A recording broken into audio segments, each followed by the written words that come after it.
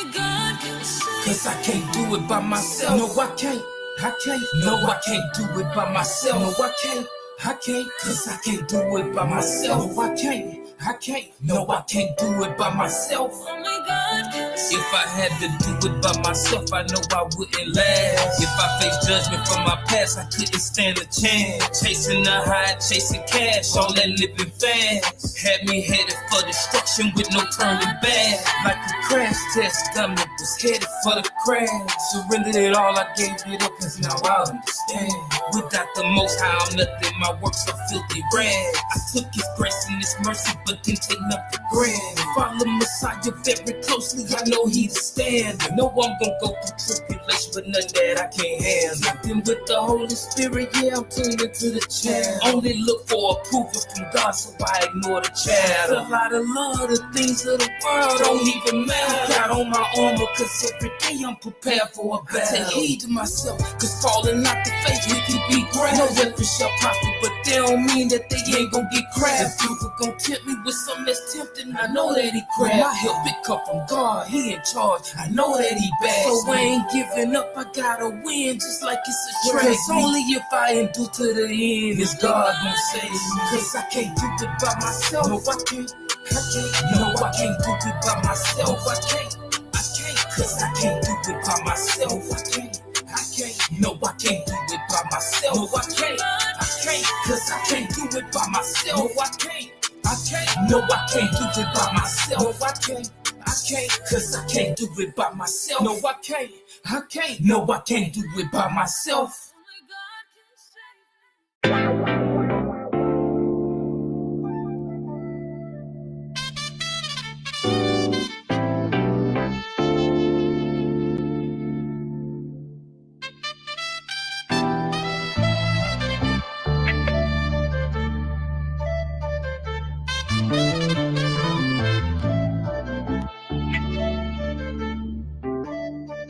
If it ain't in your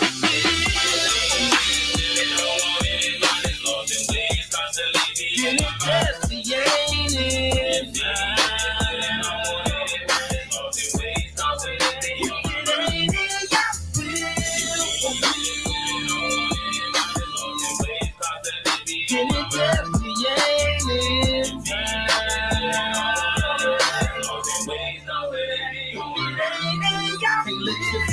dictate the actions. Our human nature have us prone to get easily distracted. Your attempt is only as good as what you practice. If you a practitioner of sin, homie, you a bastard. It take obedience and faith to be a child of God. Confess with your mouth and not with works, that's what we call a fraud. Get on the narrow path to destruction is on the broad. Even then, watch for the hook, gotta keep up your guard. How you be quoting the Lord's prayer but don't submit to God? How you think you gon' get the kingdom if you don't play your part? How you gon' comprehend the light while living in the dark? How you gon' choose what's wrong or right if you don't study His law? If it ain't in your will for me, don't want anybody's laws and ways constantly be on my mind. If it ain't in your will, don't want anybody's laws and ways constantly be on my mind. If it ain't in your will for me, don't want anybody's laws and ways constantly be on my mind.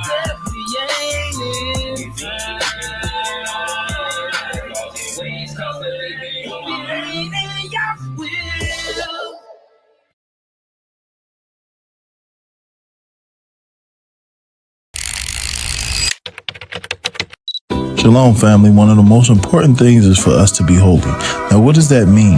That means we have to separate ourselves from the world and build unity and community. Grab yourself a shirt that expresses that message, and let's not just talk about it, let's live it. Ain't no free will, it's all predestinated. From every death to every child brought forth through copulation. From the spouse that you choose to your current occupation, you either receive mercy or Yahweh's indignation. I can recollect on times that I could have been dead. Caught lacking, no strap, I had a knife instead. Played it cool, he wanted to kill me for how I used to move. Had to match his energy, portray that I was strapped too. But inside I'm praying to God, hoping he don't shoot. Then I'm whooping, telling him I know what he won't do.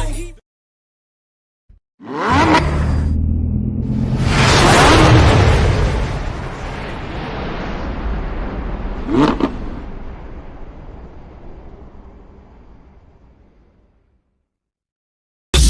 for everybody. It ain't for everybody. Salvation. It ain't for everybody. It ain't for everybody. It ain't for everybody. It ain't for everybody. Salvation. It ain't for everybody. It ain't for everybody. Yeah, many you call, but few get chosen. Matthew 22:14. My righteousness gonna exceed that of the Pharisees. Do what they. Shalom, shalom, family, shalom. Hey, shalom, Mark. Shalom, family.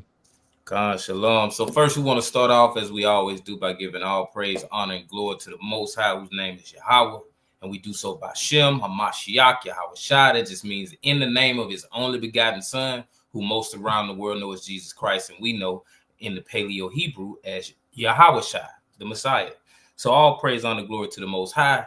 Tonight's lesson is law and order, the balance of the people, Deuteronomy Chapter 2. And if y'all been here for the past, say about the last month, y'all been able to catch the first two lessons of the Law and Order series, which was the Deuteronomy Chapter 1 breakdown and also the Leviticus Chapter 1 breakdown. So all praise, honor, glory to the Most High. Tonight's lesson is going to be brought forth by Brother Aaron. And shalom to everyone that has commented in the chat. We appreciate your presence. We thank you for sharing as always, like the pinned comment says, thank you for helping us grow the kingdom of the Most High by liking, commenting, and sharing the video. Please subscribe and turn on the notifications so you don't miss out on future lessons. We definitely thank y'all for doing that. It helps the algorithm trigger other people to watch the video, and we know what this is all about. It's all about furthering the kingdom, helping wake up the lost sheep. So all praise, honor, glory to the Most High. Ak, you got anything before you get started? Khan, how's my audio? Sound pretty good, King. Khan, all praises to the Most High. First and foremost, peace and blessings to everyone that's tapped in, and yeah, just like always, make sure you like the video, make sure you're commenting, make sure you're sharing, all of those things. I think I put it on the Facebook platform, but as always, make sure to like/heart the video, share, and of course utilize the YouTube link to share around and things like that. And if you're able to utilize the add highlight feature so that you could ping more individuals into the live, everything like that. But yeah, man, that's pretty much everything. Of course, like, subscribe, comment, all of those things as a brother mentioned, and we appreciate it. It's not something that we take lightly. But before I move forward, you got anything you want to bring out? Khan, I'm gonna just acknowledge everyone in the chat. Sister Princess Angelina, shalom, sis. Sister Royalty. Who else we got? Sister Wendy, Brother Drayson, Brother YP, Sister Kanaya, shalom, y'all, shalom. All praise to the Most High, and also the Water sis. She said it's the type of truth music that I like. All praise to the Most High. Sister Roy said stuff put you in the spirit. That's the intentions. Get everybody spirit ready to be able to sit down and listen to the lesson. So all praise to the Most High. Yeah, Ak, you got it. Khan, all praises to the Most High. Of course, first and foremost, peace and blessings. It's your brother Aaron Jeshurun, and first and foremost, I'll start by giving all praises, honor, and glory to the Most High God, Yahweh, and I'll do so in the name of, for the sake of his beloved son, Yahweh Shai, whom some people call Jesus Christ. And as a brother Herb mentioned, I'm going to be going into the book of Deuteronomy, the 2nd chapter. This is Law and Order, and this is edition 2 of Deuteronomy. And let me get it pulled up. And so we're going to pretty much continue on from where Moses was starting off in Deuteronomy 1, because he's basically rehearsing a lot of the historical accounts of what happened all the way from Exodus going upwards to the end of Numbers, pretty much. So he's just continuing on with that narrative. So to start it off, what I'm going to have you do, good brother Hurt, is I'm going to have you read the first 3 verses, unless you got anything you want to touch on before we jump into it. and shalom, brother Judah. But whenever it hit the screen, you can jump into it, verses 1 through 3. Yes, sir. This is Deuteronomy chapter 2, starting at verse 1. Then we turned and journeyed into the wilderness in the direction of the Red Sea, as Yahweh told me. And for many days we went about Mount Seir. Then Yahweh said to me, you have been going about this mountain country long enough. Turn northward. So, as you see in verse 1, Moses, he reminds Israel that after the judgment that happened at what's called Kadesh Barnea, they turned back into the wilderness by the way of the Red Sea, just as the Most High commanded in Deuteronomy 1 and verse 40. And basically, he said that they would have to turn around and die. And real quick, I'm gonna pull it up, but I gotta move something off this screen right quick. Can you still see the screen? Yes, sir. Kind of all praises. All right, so what I'm gonna do is we're gonna go to the book of Deuteronomy chapter 1 and verse 40. We're gonna pull a, would it be appropriate to say a precept? God, don't this the Lord. Shalom, brother. Y'all, what's up? God. But just read verse 40, because that's gonna substantiate what was said in chapter 2. God. But as for you, turn and journey into the wilderness in the direction of the Red Sea. So as we see right there, this is just basically a reiteration, or basically in chapter 2, this is a reiteration of what's said in chapter 1, because he told them that they were going to have to turn back towards the way of the Red Sea, and this is where they would have to perish at. And we're going to go into that a little bit further. But basically, this is just Moses. He's reiterating this particular point. So we can continue on. You can read verses 4 through 6. God. And command the people, you are about to pass through the territory of your brethren, the sons of Esau, who live in Seir, and they will be afraid of you. So take good heed. Do not contend with them, for I will not give you any of their land. No, not so much as for the sole of the foot to tread on, because I have given Mount Seir to Esau as a possession.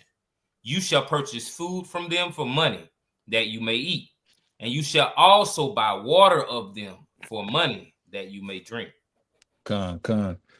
So as you see in verse 4 all the way down, you see that Israel, they're warned basically concerning the Edomites who dwell in Mount Seir, to not contend with them. And basically this is pretty much saying don't provoke them or fight with them or go to war with them. And then in verse 5, you see the Most High explains that, basically he had given them this land for possession. So it wasn't for us to, basically interact with them on, a violent, manner or anything like that, because they were pretty much supposed to have this land. So, if we would have went to war with them, we most likely would have lost, because the Most High first off told us no, and then secondly, they're supposed to be there, for that appointed time. And then also in verse 6, he says that you're allowed to buy food and water for them if, we are hungry or we thirst, so we could have, quote unquote, you know, those types of interactions with them. But as far as contention, we were to, basically let them be. Read verses 7 through 8. God. For Yahweh your power has blessed you in all the work of your hands. He knows you're going through this great wilderness, these 40 years. Yahweh your power has been with you. You have lacked nothing. So we went on, away from our brethren, the sons of Esau who live in Seir, away from the Arabah road, from Elath and Ezion Geber. And we turned and went in the direction of the wilderness of Moab. So Moses reminds them that the Most High had blessed them in the wilderness. And when you look at verse 7, at the latter clause, he says that they lacked nothing during their time within the wilderness. And you can look at a few accounts that really emphasize this point, because something that's very important and key to hone in on is that within the Word of God, it's going to be something that you can cross reference and emphasize throughout, or within itself. So I'm gonna get a few accounts to show this point that literally the Lord made, like He took care of us. We're gonna start off early within the book of Exodus, right after we came out of Egypt. Let's go to Exodus chapter 15. We're gonna grab 15 and verse 22. Read 22 through 24. God. Then Moses led Israel onward from the Red Sea, and they went into the wilderness of Shur. They went 3 days in the wilderness and found no water. When they came to Marah, they could not drink the water of Marah because it was bitter. Therefore, it was named Marah. And the people murmured against Moses, saying, "What shall we drink?" God. So right, we see the setting and the time is literally right after we've been saved from the Egyptians. And when you read this chapter in context, you see that Miriam, which is the sister of Aaron and Moses, she had literally just stopped singing after our salvation, right? So when you start at the beginning of the chapter, you see how we're literally singing songs of praise because the Lord just slew the Egyptians. Matter of fact, let me go to the account. Let me see. Let me get Exodus chapter 14. Read verses, scroll 29 all the way into 15. So start at verse 29, read down to the bottom. God. But the people of Israel walked on dry ground through the sea, the waters being a wall to them on their right hand and on their left. Thus Yahweh saved Israel that day from the hand of the Egyptians. And Israel saw the Egyptians dead upon the seashore. And Israel saw the great work which Yahweh did against the Egyptians. And the people feared Yahweh, and they believed in Yahweh and in his servant Moses. So right there, it shows the destruction of the Egyptians, and it even calls it at the latter verses, great work of the Most High. Read verses 1 through 2, and we're gonna move forward. Yes, sir. Then Moses and the people of Israel sang this song to Yahweh, saying, "I will sing to Yahweh, for he has triumphed gloriously. The horse and his rider he has thrown into the sea. Yahweh is my strength and my song, and he has become my salvation. This is my power, and I will praise him. My father's power, and I will exalt him." So right here we see first off the destruction of our enemies, and how I mentioned the scripture, it called a great work of the Most High. And then right after that, we see at the start of Exodus 15 that we're singing in celebration of this. So basically, I wanted to prove that particular point that literally this is right after the Exodus, and we're singing and celebrating, because of our victory and our escape from the Egyptians. So when you look back at verse 22 on down, we're basically met with the issue of lack of drinking water right after leaving Egypt. And within this particular text, we see that the people murmured. And when you go into basically the language there, the murmuring is in reference to us, basically becoming stubborn or like obstinate, like when you look at the Hebrew. And it gives off the sense of like a negative persistence. So like in simplicity, basically we kept bugging Moses about what we would drink, versus being patient and trusting the Most High. And basically what this caused Moses to do is he cried out to the Most High, right? And he cried out to the Most High. We're going to see what Moses says in this particular account. Read verses 25 down to 27. God. And he cried to Yahweh, and Yahweh showed him a tree, and he threw it into the water, and the water became sweet. There Yahweh made for them a statute and an ordinance, and there he proved them, saying, "If you will diligently hearken to the voice of Yahweh your power, and do that which is right in his eyes, and give heed to his commandments, and keep all his statutes, I will put none of the diseases upon you which I put upon the Egyptians, for I am Yahweh your healer." Then they came to Elim, where there were 12 springs of water, and 70 palm trees, and they encamped there by the water.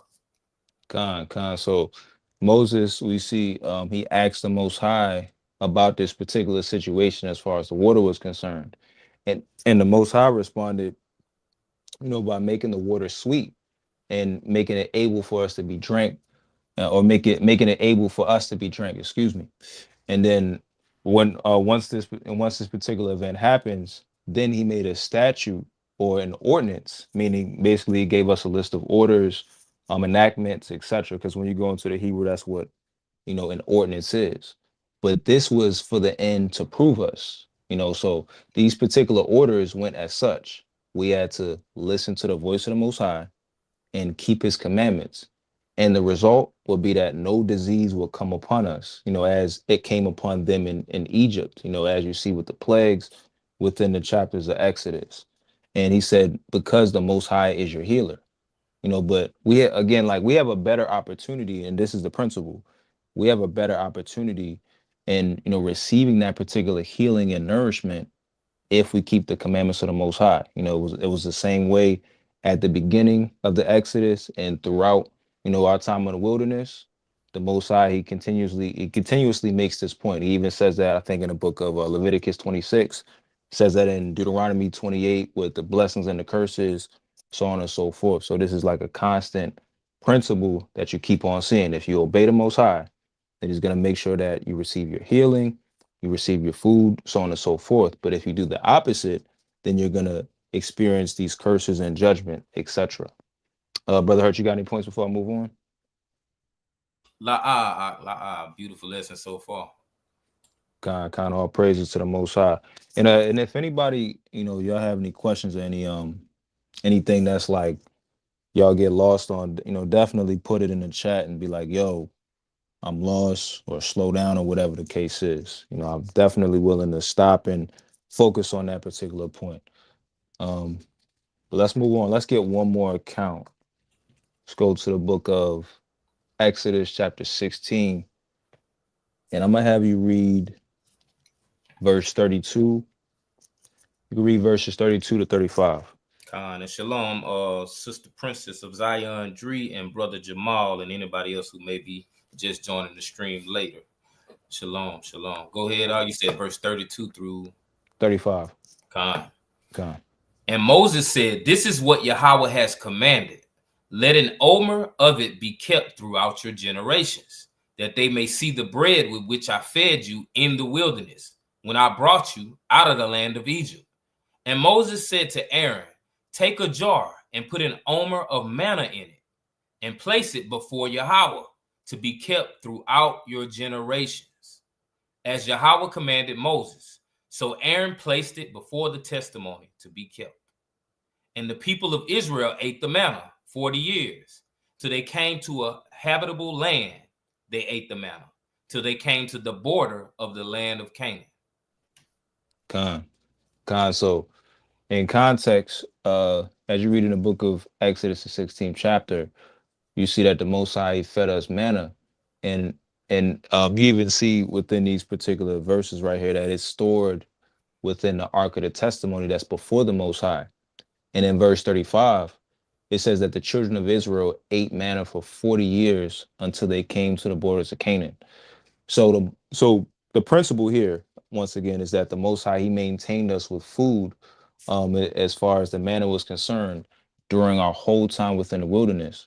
And as you can continue to read in the book of Deuteronomy, which, we'll be able to get up to that point, Lord willing, you'll see that he sustained us. There's a particular account in Deuteronomy where it says he sustained us to the point that even our clothes didn't wax old. Like it didn't start to show like wear and tear or like any type of deterioration, so to speak. Like, so like on every particular standpoint, whether it be with the food or the water or our clothing, like literally food, water, raiment, etc., the Most High took care of us within the wilderness. So when you read in that book of Deuteronomy, the second chapter, when it said that, and I'll pull it back up at the end, it said that the Lord your God has been with you, you have lacked nothing. This is a literal statement. Like the Most High has, at that point made sure that we lacked nothing. It was really just on us as far as our obedience was concerned, to fulfill our end of the bargain, so to speak. But the Most High, He took care of His end. You know what I'm saying? So I just wanted to point that out because I thought that was, definitely a powerful point and something that shouldn't be overlooked. But you got any points, Ken, you want to go into before we move on? Con, just kind of highlighting how we always see this repeated theme of the Most High providing for us, and even in this day and age when we like whether you just getting up and going to work, right, and you making money for your household, the provision of your household, it ain't you doing it. The things that we acquire in this life, it ain't really us doing it. It's the Most High providing these things for us. He's giving us whatever it is we need to survive in the land of our captivity, in this wilderness that we're living in. And it has nothing to do with you doing it on your own validity, just because it's you and you're able to do it. The Most High, he's the one making a way for it. I know we talk about this a lot, like how things can look one way, but when you have faith in the Most High and you keeping these commandments, He's gonna make sure things are gonna be straight. Things gonna be all right. But all praise to the Most High. Beautiful lesson so far. Isaiah 1, Gone. and I guess let's get verses 19 and 20. Yes, sir. God, it's the book of Isaiah, chapter 1, verse 19. If ye be willing and obedient, ye shall eat the good of the land. But if ye refuse and rebel, ye shall be devoured with the sword. For the mouth of the Lord hath spoken it. Just re-highlighting this because we understand this, we know this. This is what we've waking up to. That if we keep these commandments, the Most High, He gonna reverse these curses. But as long as we being wicked and we continuing to do the things that He doesn't desire for us to do, we're gonna continue to be devoured with the sword. So all praise to the Most High. You got it. God, excellent point. All praises. Excellent. Yeah, so we continue on, man. Beautiful point brought out. We're gonna go through Deuteronomy chapter 2, read verses 9 through 12. Slack, let me put it back on the screen. That's my bad. Con. And Yahweh said to me, do not harass Moab or contend with them in battle, for I will not give you any of their land for a possession, because I have given Ar to the sons of Lot for a possession. The Emim formerly lived there, a people great and many, and tall as the Anakim. Like the Anakim, they are also known as Rephaim, but the Moabites called them Emim. The Horites also lived in Seir formerly, but the sons of Esau dispossessed them and destroyed them from before them, and settled in their stead, as Israel did to the land of their possession, which Yahweh gave to them. Con. So as we see within this particular pericope, as far as verses 9 through 12, we see that the Most High pretty much says the same thing about Moab. Don't distress them or contend with them, because He gave Moab, or the children of Lot, that particular land. And in verse, basically within verses 10 through 12, you kind of see what could be classified as like a historical insight on the former inhabitants of those particular lands that these peoples were in. So you had within the land of the Moabites, you had the Emim, and they were classified as some translations, they say giants, some say Rephaim, but they would be classified as like a great and tall people, and they were likened unto the Anakim, which are the giants that you see in the book of Numbers, the 13th chapter, which are within the land of Canaan. And basically, one point that is highlighting is that you see giants outside of the land of Canaan. And also another point that you could highlight within this text is that you see there were other peoples that were displaced from their lands, and you had other nations that were given particular lands to live in. It wasn't just Israelites went to displace the Canaanites from their lands, which you literally had Moabites, they went to do the same thing. You had Ammonites, they went to do the same thing, etc. Right. But that's, just basically a historical insight that Moses is, pretty much laying out within this part of the chapter. You got any points, King?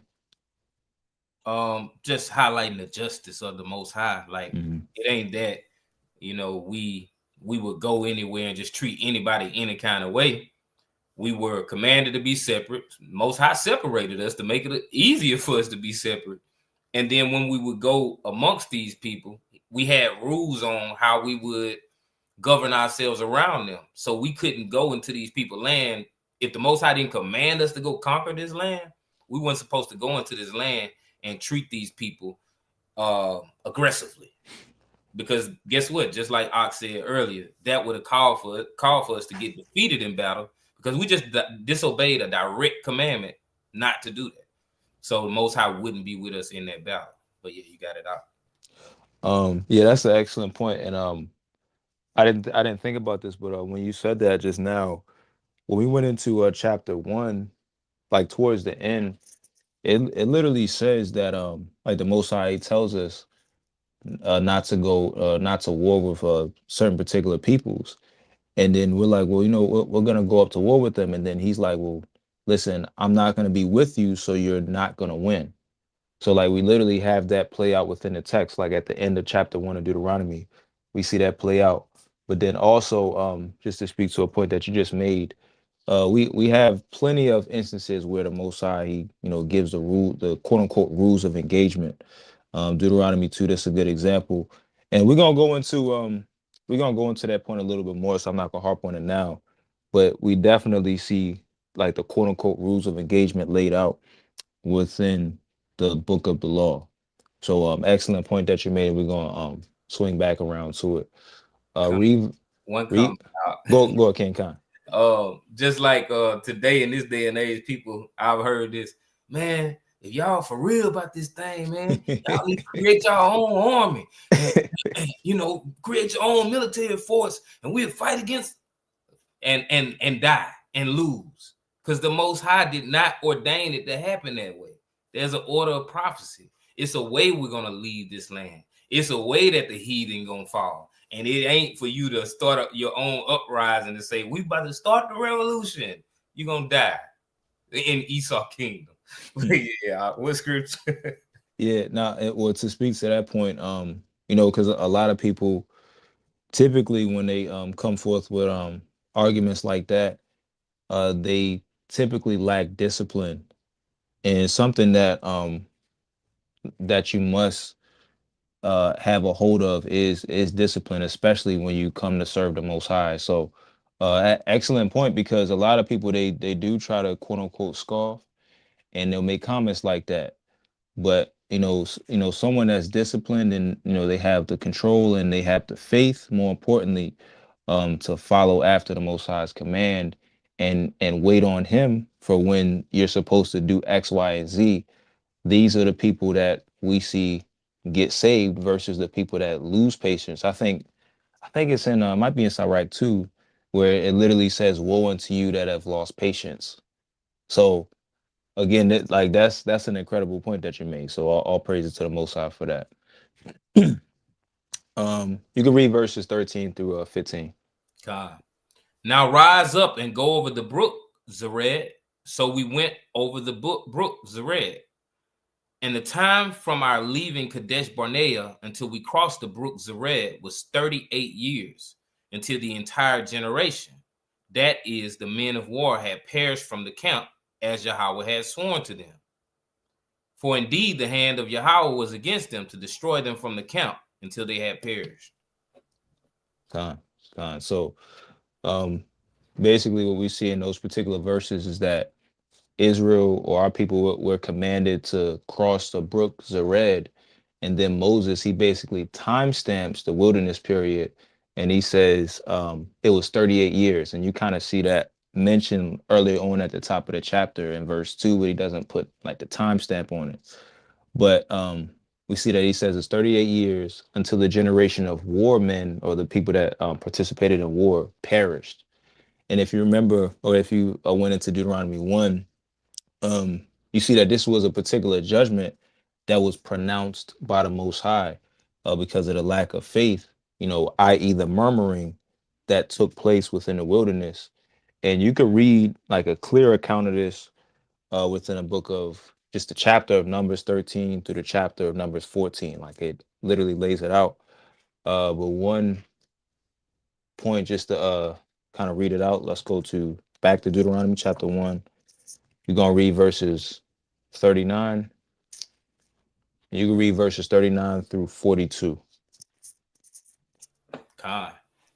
Moreover, your little ones, who you said would become a prey, and your children, who this day have no knowledge of good or evil, shall go in there, and to them I will give it, and they shall possess it. Salaki. But as for you, turn and journey into the wilderness in the direction of the Red Sea. Then you answered me, we have sinned against Yahweh. We will go up and fight, just as Yahweh our power commanded us. And every man of you girded on his weapons of war, and thought it easy to go up into the hill country. And Yahweh said to me, say to them, do not go up or fight, for I am not in the midst of you, lest you be defeated before your enemies. God, and literally that's the point I made mention to earlier. But as we see right there, we see the judgment is pronounced. And again, like, this covers a few points, because this shows you that these were the peoples, or the people in scope were the men of war, because they're literally, having a conversation about going up to fight. And the Most High says, don't go up to fight, because you're going to be, defeated. But, as we see right there, the Most High was going to have them to perish within the wilderness, but he was going to allow their children and their wives to, basically make it within the land. Because if you remember, the particular scoff that they had was that they were saying that the Most High had brought them out to allow their children and their wives to be as a prey. So that's why the Lord says what he says, I believe, in verse 39, about literally when it says, moreover, your little ones, who you said will become a prey, and your children, who this day have no knowledge of good and evil. Like the Lord is literally throwing that back in their face and saying, this is what y'all said. This is what y'all said to scoff me. Y'all are not going to inherit the land, but they're going to inherit the land. That's what the Most High, pronounced. That's the judgment that he pronounced on them. So we literally see that the Most High said they were going to perish. But real quick, let's jump up to verses 34 through 35. Khan. And Yahweh heard your words and was angered, and he swore, not one of these men of this evil generation shall see the good land which I swore to give to your fathers. Khan. So again, just reinforcing the point, the Most High, he wasn't going to have any of these men enter into the land, but they would perish. So this is basically just substantiating what's mentioned within the book of Deuteronomy chapter 2, verse 15. And the account in full is shown within the book of Numbers, the 13th chapter, through the book of Numbers, the 14th chapter. It lays it out cleanly. But, within the first few chapters of Deuteronomy, what you'll see is Moses, he's basically just summarizing what's happened. So within the first three chapters, he's going to summarize all of the things that happened, the different battles and things like that. Then once you get into like chapter 4, this is where you start to see the commandments, divvied out to that particular generation. But before I move on, you got any points, King? Kind all praises. All right, so you could read, jump back to Deuteronomy chapter 2, and you could read verses 16 through 19. Khan. So when all the men of war had perished and were dead from among the people, Yahweh said to me, this day you are to pass over the boundary of Moab at Ar.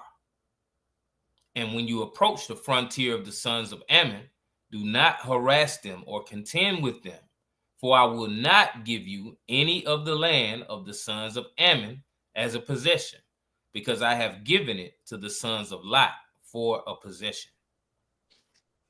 Con, con. So, if everyone's been following, this would be the third particular people group that, within this historical narrative we're approaching, and the Most High has told us not to contend or harass these people.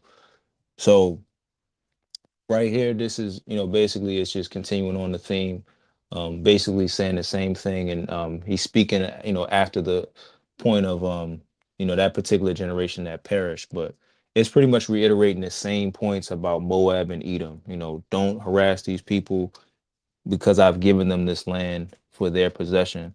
So if basically in the event that if we would have contended with them, we would have more than likely, I would say 99.9%, I would almost go 100% to say we would have lost because the Lord said don't contend with them. So another example, a third example in the same chapter.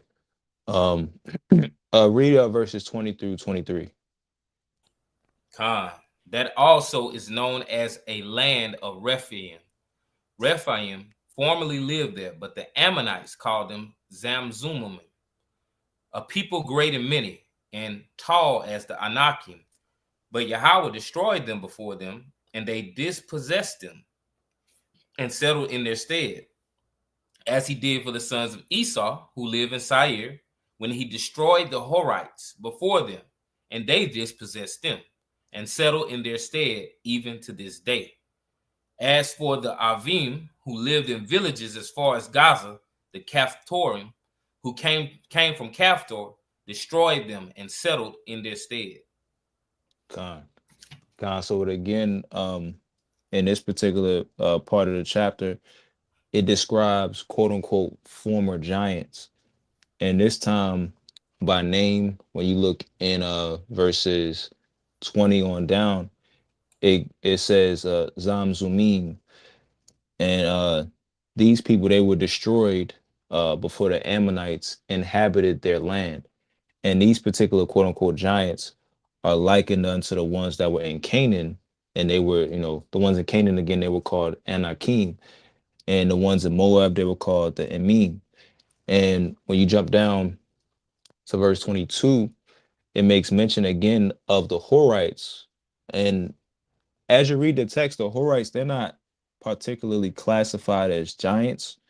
But the comparison is proper because they will be classified as the indigenous peoples to Mount Seir, just as the Anakim for Canaan and the Emim for the land of Moab. And it's the same way for the Zamzumim for the Ammonites. So these all of these people are the indigenous peoples of those particular lands, but they were all displaced. And when you jump down to verse 23, we see the same case for the Kaphtorim and how they displaced the Avim. And basically, this is showing like the theme of like migration and conquest. And this is again like before Israel does the same with Canaan. So like this, like again, this whole chapter really, you could like keep this in your back pocket for like when people try to bring like the quote unquote morality arguments about how Israel got into their land, because you do have people that will say, oh well, how could you serve or no, they'll say like Israel, the way that they got into their land was really immoral. They came and they displaced the Canaanites from their land, and they, like the Israelites, they were so immoral, so that's why God is blah blah blah. Right? They'll try to make arguments like that. But literally in the book of Deuteronomy 2, it dispels this particular, notion that this is only, you know, um done with the Israelites. You literally see this done with the other nations. They're displacing people, and then even afterwards, you see different nations like namely Edom and like different peoples like that, just removing and tearing down other peoples and displacing them from the places that they live at. So like that's like a continuous thing. It's not just relegated to the Israelites. So, although for some reason people they try to make that argument, Deuteronomy 2 is a good place to go to actually just dispel that notion, so to speak. But you got any points, King, before we move on? You said Deuteronomy what? Deuteronomy Deuteronomy 2. Oh, two. Con. What you heard, man? What I No, said? I thought you had called out the chapter I wanted you to go to in Deuteronomy 32. Yeah, that's an excellent one. Yeah, hey, I'm not. If you want to go there, you could touch on that point. Con. Give me verse 8 and 9. Yeah, that's all I want to make sure because I was like, I hope he ain't playing along. I was like, dang, he got. That's what I thought you said. Deuteronomy You want a KJV? NLT. NLT. I got you. Yes, sir.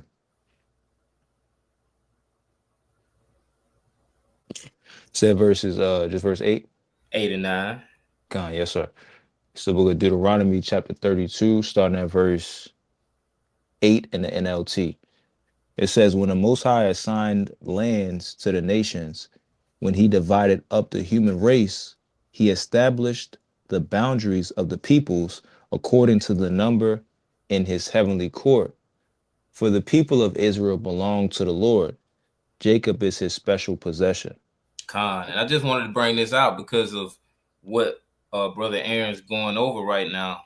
We see that these different nations of people, they inherited these lands. So when we were passing through, we weren't supposed to try to uproot them. We weren't supposed to try to war with them because the Most High, he allotted them this land, these territories. He also gave them their own God to serve. And this is why they have different ways and different cultures than Israelites. And this is why he told the Israelites, hey, be ye holy, be ye separate from these other people. Because when we look at verse 8, it says, when the Most High assigned land to the nations, when he divided up the human race, he established the boundaries of the peoples according to the number in his heavenly court. His heavenly court consists of these other gods, these false gods who other nations would serve, because there are other spiritual beings in the spiritual realm. So the Most High would assign them these nations to rule and govern over. This doesn't mean that there's some type of God that's supposed to be served or worshiped, because he's the Most High, but they are spiritual beings. But yeah, Ak, you got it. All praises, man.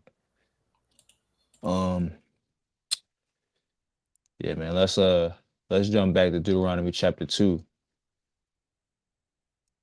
And if you can for me, good brother, just read verses 24 through 25. Rise up, take your journey, and go over the valley of the Arnon. Behold, I have given into your hand Sihon the Amorite, king of Heshbon, and his land. Begin to take possession and contend with him in battle. This day I will begin to put the dread and fear of you upon the peoples that are under the whole heaven, who shall hear the report of you and shall tremble and be in anguish because of you. So the Most High actually gives us the go ahead to contend. And when you read in verse 24, it says, rise up and behold, I have given unto your hand Sihon the Amorite, right? So this is, a battle that is sanctioned and allowed by the Most High for us to take over that particular land. And when you read in verse 25, the Most High says that he will put the dread of Israel upon the nations. And when you look at that phrase, it basically means that he's going to fill the other nations with fear of us. So this basically goes from us having to restrain from battle to us being able to engage and also be feared by other peoples. Let's continue on because it's going to break it down a little bit more. Jump to 26 through 29, unless you got any points. Just that psychological advantage that the Most High is providing before the battle, because that's when someone's already has dread and fear of someone. It's gonna be kind of hard for you to defeat someone that you view as being superior to you. So I think this is a beautiful war tactic by the Most High, that he's placed this fear and dread in the hearts of these people. But yeah, we continue reading.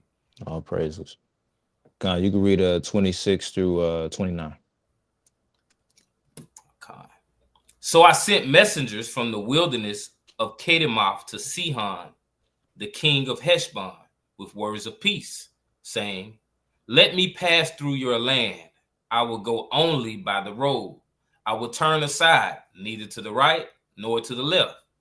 You shall sell me food for money, that I may eat, and give me water for money, that I may drink. Only let me pass through on foot, as the sons of Esau who live in Seir and the Moabites who live in Ar did for me, until I go over the Jordan into the land which Yahweh our power gives to us. Khan, Khan. So this particular account summarizes the battle that happened within the book of Numbers, 21st chapter. And within this account, we see that Moses, he initially sends messengers to Sihon peaceably, and he's just requesting passage. And just as with Edom, within this proposal, we'd merely just pass through their land, and if we needed food, we'd buy from them, and if we got thirsty, we'd buy water. And as you see within the book of Deuteronomy, the second chapter, it specifies that the Lord was, he let us know that we were going to have this particular land to take over. But as you see, before we even, bring forth any type of violence, we lead with peace. And one of the points that we were speaking to a little bit earlier were the rules of engagement that are that was placed upon our people to follow. And this particular concept, not exactly, but this particular concept, we see it given as an actual commandment for when we actually go and wage war. um I'm gonna jump to Deuteronomy chapter 20, even though we're gonna end up going through it later on and we'll circle back to it. But I'm gonna touch on it just a little bit, since it would be in line. We could read Deuteronomy chapter 20, and just for right now, read verses 10 through 11. Yes, sir. When you draw near to a city to fight against it, offer terms of peace to it. And if its answer to you is peace, and it opens to you, then all the people who are found in it shall do forced labor for you and shall serve you. Con, and so when you read this whole chapter, Deuteronomy 20, it actually lays out basically how we would deal with war, laws of warfare, it says. And it lays out, the particular sections of men. There are certain men that might be faint-hearted. They weren't to go to war. There were certain men that were recently engaged or betrothed. They weren't to go to war. There were certain men that had, I believe, planted vineyards or planted, planting, or things like that. They weren't to go to war because, they had to enjoy these actual, um, pieces of, whether it be their wives or whether it be, the fruits of their labor, quote unquote. They were to enjoy these things. So when you get all the way down to verse 10, now it gets to the point of, okay, we're in a situation within the context of conquest and war. First off, we have to extend peace to the city. So the principle is that before we come with force, we are to lead with peace. And mind you, this is even within the event that we know that the Most High is fighting for us, and we know that we have a guaranteed W in a bag, because of course, like, if we're walking in the will of the Most High and we're even approaching the city anyway with the mindset of, hey, we're going to take over the city, this should have already been sanctioned by the Most High for us to even pull up on them anyway, because if you're walking away from the will of the Most High, outside of alignment with the Most High, then what's going to happen is he's not going to give them over to you, as you see in the book of Deuteronomy, the first chapter. But when we're walking according to the will of the Most High, keeping the commandments and such things, then the Lord fights for us. And you see that, as I mentioned, in the book of Deuteronomy, the 28th chapter, Leviticus 26, and you even see it, I believe in Deuteronomy 2, as we read earlier. So, matter of fact, I think it says it here. Jump up to verses 2 through 4. And when you draw near to the battle, the priest shall come forward and speak to the people, and shall say to them, Hear, O Israel, you draw near this day to battle against your enemies. Let not your heart faint. Do not fear or tremble or be in dread of them.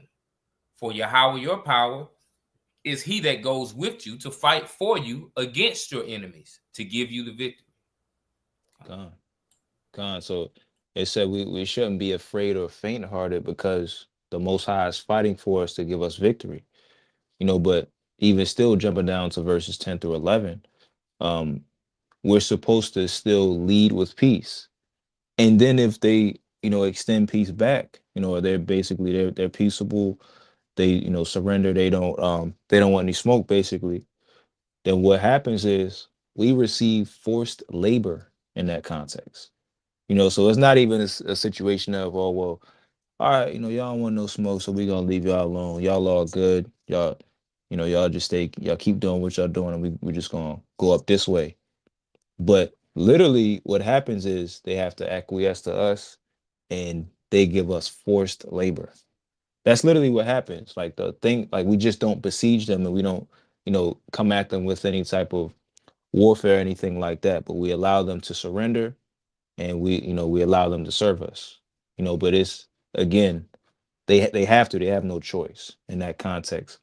And so, we see somewhat of a similar moment in the book of Deuteronomy 2, not exactly, because again, like we lead with peace and we're like, hey, we just want to pass through. Like that's all we're trying to do. We're just trying to pass through. So we're not even trying to say, yo, we're gonna take y'all over. We're coming here to take over. We can do this the easy way, we could do this the hard way. They're not even saying that. We're just saying, look, we're just trying to pass through, you know, uh give us some water, we'll pay for it, give us some food if we need it, we'll pay for it, etc.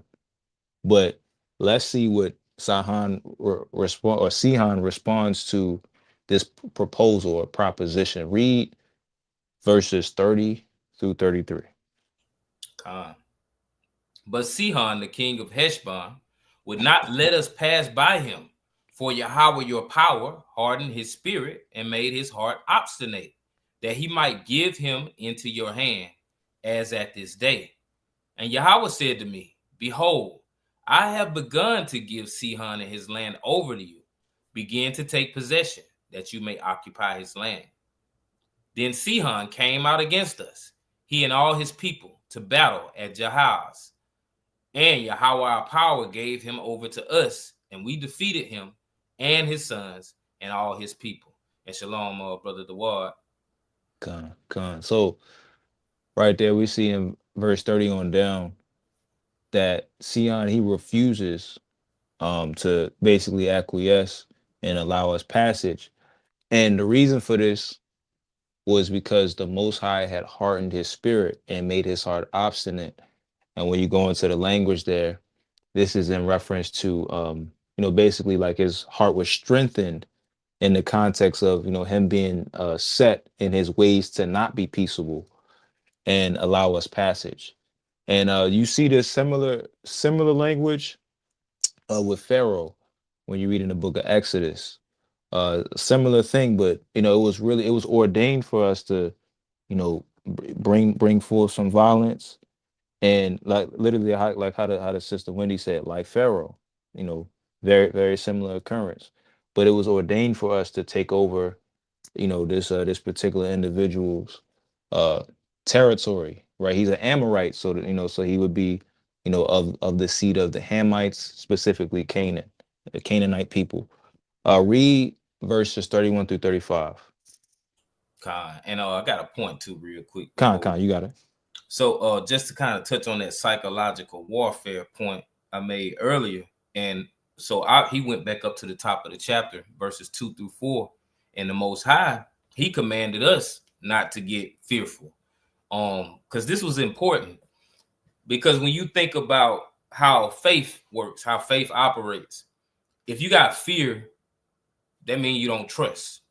If you don't trust in the Most High, you're going to be afraid of what's to come. When you do truly 100% wholeheartedly trust the Most High, you ain't afraid of nothing that you're going to face, right? So let's go to Deuteronomy 20 and 8, because I want to look at the importance of this not having this fear in your heart and how impactful it can be if you do have it. Con. Just gonna touch on it a little bit because this is a later lesson for the Torah portion for Law Yeah. and Order. You want a KJV? KJV, Con. Con, I got you. Well, you just want verse 8 by itself? Just verse 8 out. Okay, con. This is the book of Deuteronomy chapter 20 and verse 8. It says, "And the officers shall speak further unto the people, and they shall say, What man is there that is fearful and faint-hearted?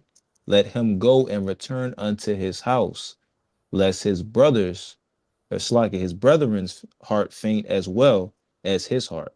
Con. So it would be very impactful for someone amongst you, and you are going together. Y'all are about to approach a situation together, and this person come around you talking, man, I don't know, man, because blah blah blah blah blah, and they scared, and you wasn't scared at first, but now they starting to make you kind of doubt and have a little fear too. This is why the officers were saying, hey, if any one of y'all scared, man, y'all need to go and go. Because what the impact is going to leave on this army is fear is going to creep into the army, and we're going to lose because there's doubt that we can win. So it's just when we look at our life and the faith we have in the Most High, we shouldn't have any fear, y'all, because we're leaving space for doubt to creep in, and we're leaving space for the Most High to not work in our favor because we don't trust him. But yeah, this has been a beautiful lesson so far. All praises, man. That's an excellent point. And like, in that particular situation, you kind of think about where you have that one person that's like, now they have some doubts. So like what they'll start doing is they'll go a little bit further and they'll go around the people and they're like, man, yo, like you seen what happened to such and such, man. Like last people to go mess with them. You want to be next on the list? Man, I don't think we should be doing this, blah, blah, blah. And then now that gets into, someone else that's, within the circle or within the group. And then now they start doubting, and then it just continues to spread. And now, it's kind of like a situation where, fear can spread as cancer, so, that's an excellent point that you brought out. And so this is an excellent wisdom, that was implemented within our law, because again, you don't want anybody that's fearful and faint-hearted, because that can really that can taint the army that we have. And as the sister said, it's a domino effect. So this person gets this person, then now it affects the whole host, or the whole army. So excellent point, highlighting that, King. All praises. Comma. We could jump back to Deuteronomy chapter 2, read verses 31 through 35. Time. And Yahweh said to me, behold, I have begun to give Sihon and his land over to you. Begin to take possession, that you may occupy his land. Then Sihon came out against us, he and all his people, to battle at Jahaz. And Yahweh our power gave him over to us, and we defeated him and his sons and all his people. And we captured all his cities at that time, and utterly destroyed every city, men, women, and children. We left none remaining. Only the cattle we took as spoil for ourselves, with the booty of the cities which we captured. Con. So the Most High, he confirms that the land is delivered, and basically it being delivered to us, it means that it's ours for the taking. And as you see in with this particular part of the passage, this the battle, it happens, and it said that he came out to battle, him and all his people, and then obviously, as the Lord had promised, we defeated him and we took all his cities, as well as the cattle and any plunder or anything to be taken within the cities. That's we took over everything, right?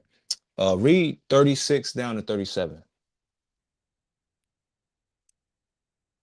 From Aurora, which is on the edge of the valley of the Arnon, And from the city that is in the valley, as far as Gilead, there was not a city too high for us.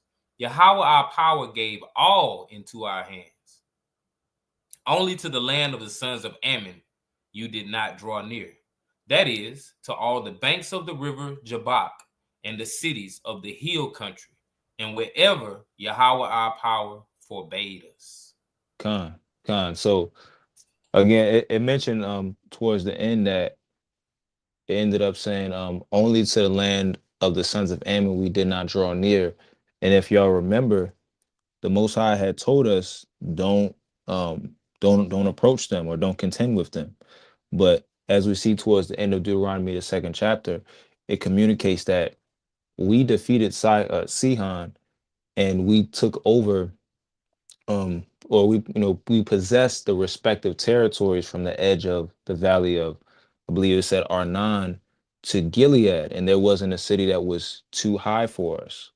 And basically, that's speaking about in a sense of strength, because the Most High had already given us the victory and sanctioned our conquesting, but wherever the Most High told us don't go, we didn't draw near.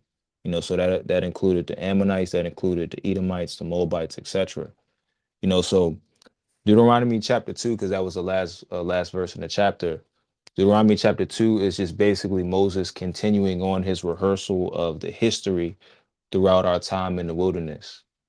This is just him laying out some of the wars and the battles, things like that. You can read some of these things in Numbers, the 21st chapter. It goes into it literally, like explicitly. It lays out the whole thing, and we're gonna get there, obviously. So I am trying to restrain a little bit, but we're definitely gonna go through these things a lot more extensively. But you can read these things in Numbers 21, Numbers 13, Numbers 14. Like really, I would suggest reading the whole Torah just as a collection. It's an excellent read. I never get tired of reading the Torah. So, all praises to the Most High. Lord willing, this was able to be understood. This was adequately brought out. Y'all could receive it. Um, and I'm finished for tonight, man. All praises to the Most High God. You got any points, King? Beautiful lesson, man. All praise to the Most High. Yes, she said, can we do a lesson on fear and faith? Yeah, I'm definitely sure we got one of them, man. We done touched almost every single topic you can touch in the last couple of years. All praise to the Father. I don't know which lesson it is, where is that, but like Sister Wendy said, she said she'll get you that lesson. All praise to the Most High. And just for those who don't know, on the channel we have things in playlists like sectioned off for different things. So take a look at the playlist on the channel, because there may be something that may be beneficial in your daily studies, something you may be dealing with, or just something you want more information about. But all praise to the Most High. This was a beautiful lesson out. Loving these Torah portions so far. It's definitely been a blessing that the Most High has put it on our spirit to do these. So definitely been edifying. I've been learning a lot from your lessons, learning a lot from my own lessons, putting them together. So all praise to the Most High. Likewise on my end as well. I definitely like all of the book readings, I would say, from the Torah lessons to even the chapter breakdowns on Thursdays, getting to sit down and read these things slowly has definitely been helpful for my studies as well, because a lot of times I'll say it like this: I've read the Bible, from front to back, um, at least twice. I'll say at least twice.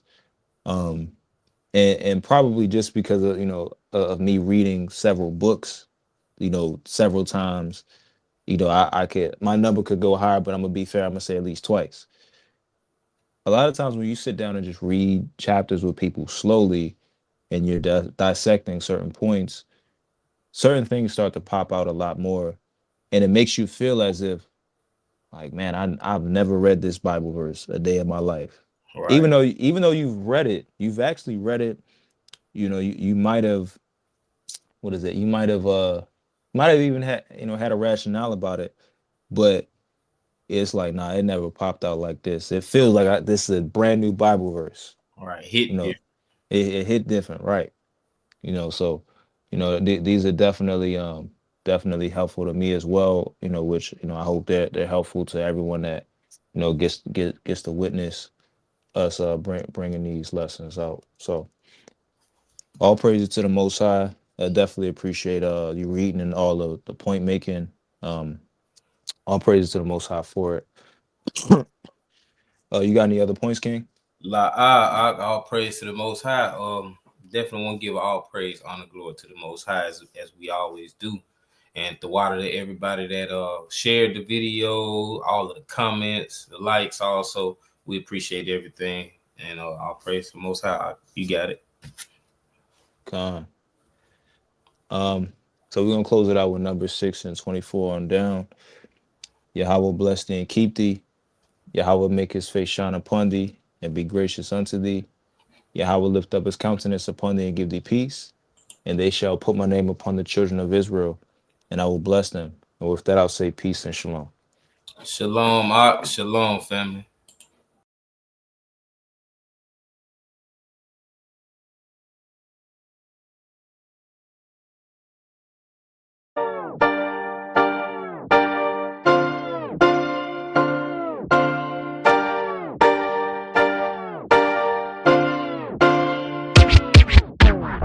I don't care what the world think, don't do nothing they doing. Christ said they was gon' hate as soon as you became a new man. I just wanna keep his laws, I just wanna keep his laws, I just wanna keep his laws, I just wanna keep his laws. I don't care what the world think, don't do nothing they doing. Christ said they was gon' hate as soon as you became a new man. I just wanna keep his laws, I just wanna keep his laws, I just wanna keep his laws, I just wanna keep his laws, I just wanna keep it law. Obedience to love of God. 1 John 5:3. The scripture say it ain't hard. I renewed my mind and learned the lies I was taught. Yeah, my light gon' shine. No darkness, no doubt. Read Romans 12:2. Yeah, that's how King walk. I'm more than ready to die. I done took the sting out. My heart is so clean now. Yeah, I done got the beam out. I deliver the word of truth. I ain't serving bean pies on my own understanding. Yeah, you know I lean out. I'm friends up, I got tassels on when I hit the scene now. I remember getting high, faithfully twisting a lie. Now it's no drugs, I fiend for spiritual things now. I don't care what the world thinks, don't do nothing they doing. Christ said they was gon' hate as soon as you became a new man. I just wanna keep his laws, I just wanna keep his laws, I just wanna keep his laws, I just wanna keep his laws. I don't care what the world thinks, don't do nothing they doing. Christ said they was gon' hate as soon as you became a new man. I just wanna keep it laws, I just wanna keep it laws, I just wanna keep it laws, I just wanna keep it laws. I don't hang no more, I don't slang no more, I don't set claim no more, I ain't the same, oh no. I used to pull kick those, give me my Debo, don't cross the line free throw. My tolerance was 0, but now I'm keeping these laws. I adhere to the Lord, red skill with the sword, chop false doctrine yet Lord. You wanna be victorious, send your life around Torah. Take heed to the prophets, for judgment destroy you. Y'all really think it's sweet? I promise God ain't sleep. Read Sirach chapter 5 in the GNT. Yeah, the Lord show mercy, but he tired of you playing. Instead of giving him your all, you just do what you can. I don't care what the world thinks, don't do nothing they doing. Christ said they was gon' hate as soon as you became a new man. I just wanna keep his laws, I just wanna keep his laws, I just wanna keep his laws, I just wanna keep his laws. I don't care what the world thinks, don't do nothing they doing. Christ said they was gon' hate as soon as you became a new man. I just wanna keep it laws, I just wanna keep it laws.